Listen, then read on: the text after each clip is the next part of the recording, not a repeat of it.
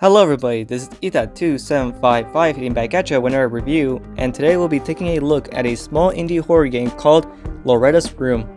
This game was developed by Maurice, DJ, and May for the 12th annual GB Jam contest.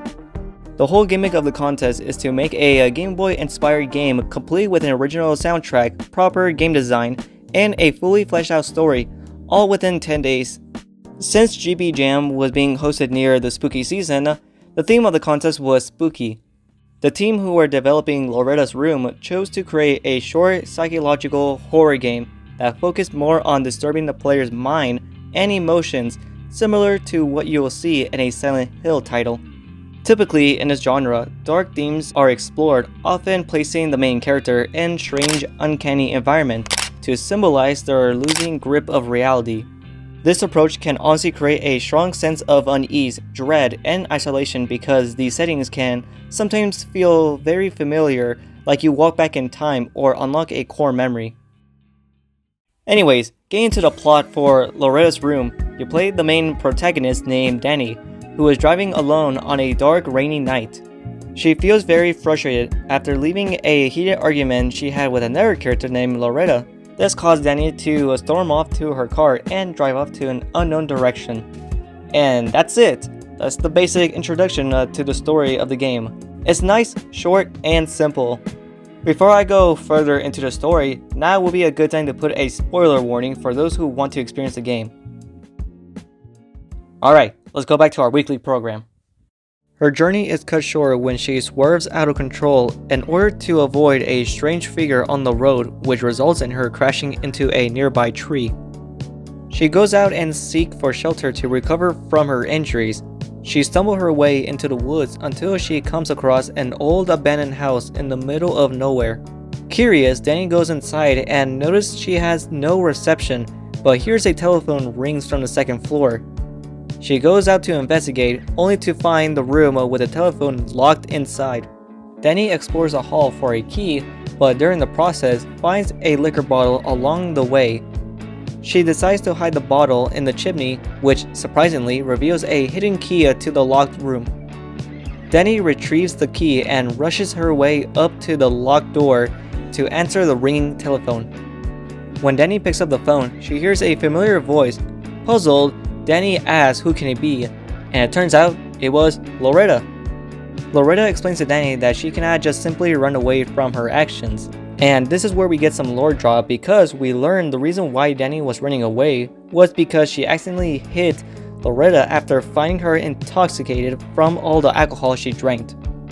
Loretta was trying to help and stop Dannie from becoming like her own father, but in shock, Dannie fled the situation.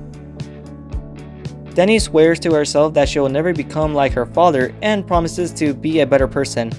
Then suddenly an ambulance is heard in the distance, which prompts Dannie to wake up from her coma. She is safely escorted from the car accident and vows to set things right.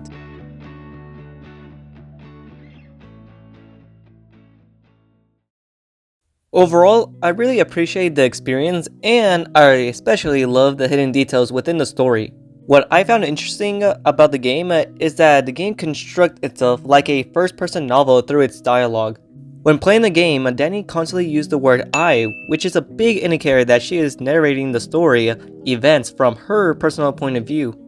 For a character like Dannie, this can come across as authentic because it allows us to connect with Dannie's thoughts and feelings. Take for example, when she looks at a sad portrait of a woman in the creepy abandoned house, she is instantly reminded of Loretta with those sad eyes. This mirrors the reflection to the look Dannie saw when she accidentally hit Loretta. Its continuity like this is what makes me care and appreciate a video game much more because developers really put their time and effort into creating a well-polished game. But there's one question that still lingers. Who the hell is this mysterious figure that keeps reoccurring in the game? Well, gathering all the information that we know about the game's story, game design, and horror genre, it is possible that this unknown antagonist could be Dannie's internal demons. Now, hear me out. Dannie's father was an alcoholic and shown tendency of violence, judging from Loretta's and Dannie's dialogue. It's possible that this traumatic experience was passed down resulting in Dannie repeating her father's past erratic behaviors, which left an emotional scar on her.